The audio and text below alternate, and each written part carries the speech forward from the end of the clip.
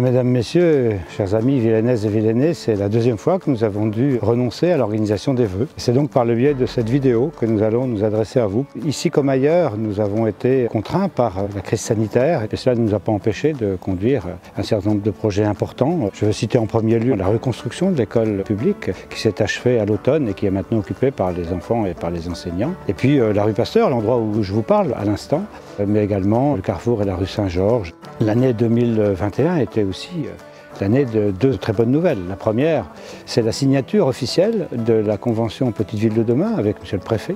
Et puis une autre nouvelle qui est la labellisation ville sportive, qui est un signe de vitalité du monde associatif et aussi du nombre d'équipements sportifs sur la ville.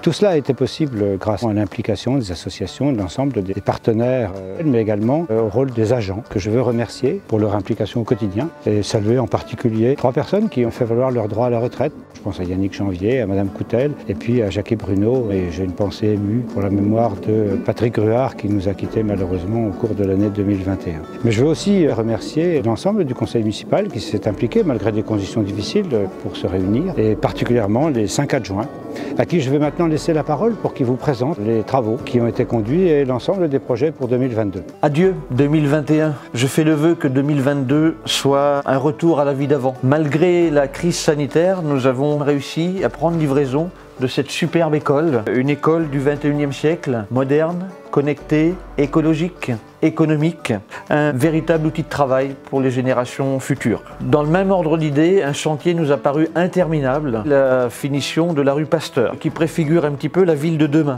Une ville qui n'est plus centrée sur la voiture, qui laisse la place aux piétons et aux cyclistes. 2022 va voir la prolongation de cet axe rue du Maine avec la construction d'une voie cycliste sécurisée et agréable. L'autre chantier qui devrait nous occuper en 2022, c'est la rénovation du stade. La restructuration va commencer par la construction d'un vestiaire. Les pièces annexes, un clubhouse, des bureaux, vont devenir le point central de ce stade.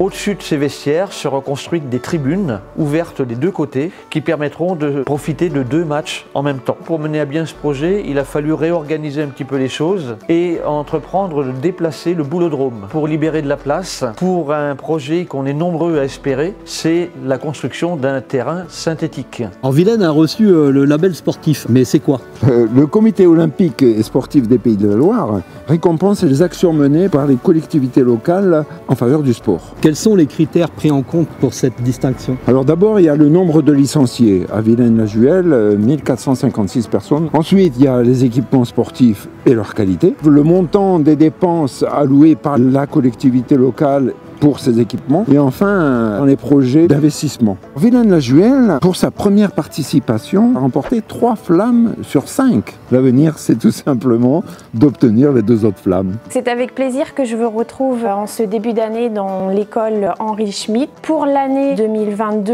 le projet va tourner autour de l'aménagement de la cour de l'école. Pour cela, Mélanie Pilon, responsable du service périscolaire, va s'entourer des enfants pour avoir leur ressenti sur ce qu'ils souhaiteraient. Les enseignants seront également consultés. Sur le côté social, le contexte sanitaire est assez difficile. Le CCS va continuer à accompagner financièrement les personnes qui pourraient être en difficulté et aussi maintenir le lien avec les personnes isolées. On n'a pas pu encore une fois avoir le repas du CCS en janvier. On a fait le choix à la place de distribuer des chèques bons à valoir. On espère qu'on pourra retrouver ce repas et ce moment de convivialité en 2023.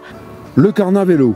Pour la première édition, ce fut un coup de maître bréen. Allier vélo et déguisement, c'est l'idée proposée pour tenter de rassembler les habitants sous la bannière conviviale mais aussi farfelu. De nombreuses associations ont compris l'enjeu et l'engouement a suivi. À croire que les habitants n'attendaient qu'une éclaircie pendant cette crise sanitaire pour se retrouver juchés ou véhiculés sur des engins souvent bizarres et vêtus d'étranges apparats. Ce succès, malgré la pluie, a marqué de nombreux esprits. Et pour 2022, ce sera donc la même bien sûr, mais en mieux. Nous vous souhaitons une très bonne année 2022 et malgré la crise sanitaire, nous essayons de mener à bien les projets, et notamment par la sélection de la commune au programme Petite Ville de demain, lancé par le gouvernement en 2020. Ce programme vise à apporter un soutien technique et financier avec le recrutement du chef de projet Aurélie Launay. Notre commune va pouvoir aller de l'avant. Nous avons pu accueillir également des nouveaux commerçants, soit pour des nouvelles installations, soit pour des reprises d'activité. Certaines installations devraient se poursuivre cette année. La commune s'est lancée dans l'achat d'un bâtiment situé de Grande Rue. À l'étage, il est prévu de faire des logements. Et pour le rez-de-chaussée, des projets sont à venir, soit pour un hall d'exposition, un lieu partagé, une boutique éphémère ou des producteurs locaux. Les projets ne manquent pas. Et c'est avec vous, population, Artisans, commerçants, associations, entreprises, que nous avancerons ensemble pour cette nouvelle année 2022. J'espère que vous êtes éclairés et confortés dans l'avenir de notre commune de Villaines-la-Juhel. Nous mesurons en particulier au travers de la labellisation Petite Ville de demain quelle est la place d'une commune comme la nôtre au sein de son territoire, de la communauté de communes du Mont-des-Avaloirs. Chacun sait que pour qu'un territoire aille bien, il faut que sa commune ou ses communes-centres aillent bien également. C'est en tout cas ce à quoi nous nous attelons au quotidien, en équipant notre ville, en l'animant, mais en disant aussi haut et fort quels sont les avantages d'un territoire comme le nôtre pour attirer des habitants et des investisseurs. Nous savons qu'il y aura un après-Covid. Il faut donc croire à l'avenir. Et je veux vous souhaiter une très bonne année 2022, une bonne santé à vous toutes et à vous tous.